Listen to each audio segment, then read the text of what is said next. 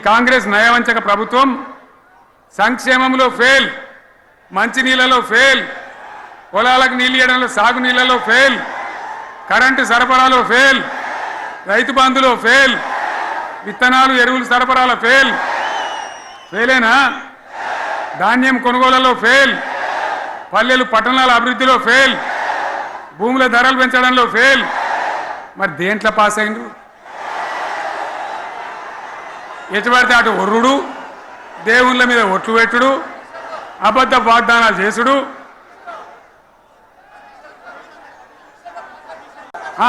Commission అట 20-30% కమిషన్లు తీసుకున్నాడు, సంచులు నింపుడు, సంచులు మోసుడు. అంతేనా? కరెక్టేనా ఈ మాట అన్నా? కరెక్టేనా? నేను చెప్పి అన్ని ఫెయిల్ అయిందా ఈ ప్రభుత్వం? నిజమైతే ఒకసారి చేతులు లేవటరు దయచేసి, స్టేజ్ మీద లేవటరా? ఫెయిలేనా? ఈ మాట 20% 30% కమిషన్లని నేను అంటలేను. ఎవరన్నారు? స్వయంగా ఆర్థిక మంత్రి ఛాంబర్కు పోయి 200 మంది కాంట్రాక్టర్లు వాళ్ళు లొల్లిపెట్టి మమ్మల్ని 20-30% కమిషన్ అడుగుతుండ్రు, ఇది ఏమన్యాయం అని చెప్పి సెక్రటేరియట్లో చెప్పిన మాట నేను చెప్తా ఉన్నా. ఈ విధంగా మాజీ సర్పంచులు పాపం వాళ్ళు పనిచేసిన మా బిల్లులు ఇవ్వమనంటే వాళ్ళ గోస ఉచ్చుకుంటా ఉన్నారు.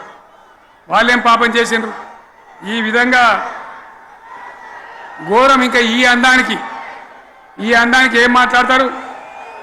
కేసీఆర్ నువ్వు రా అసెంబ్లీకి, నీ కాయగూరకుడు ముచ్చట్లు తింటానికా? పిల్లలు అడిగితేనే మీరు జవాబు చెప్తలేరు,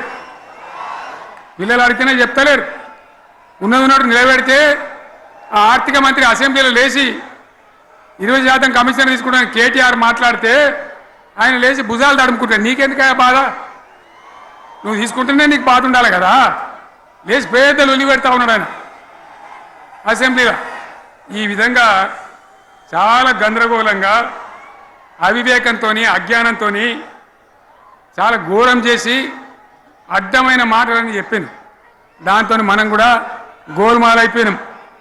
తీర్థం పోదాం తిమ్మక్క అంటే వాడు గుల్లే, మనం సల్లే. ఆ గతికి తెచ్చింది ఇలా ప్రజల గతి. మరి మనం కూడా ప్రజలు కూడా ఆలోచన చేయాలి. ఆవేశం కాదు. గాడిదలకు గడ్డేసి బలరకు పాల్పడితే వస్తాయా?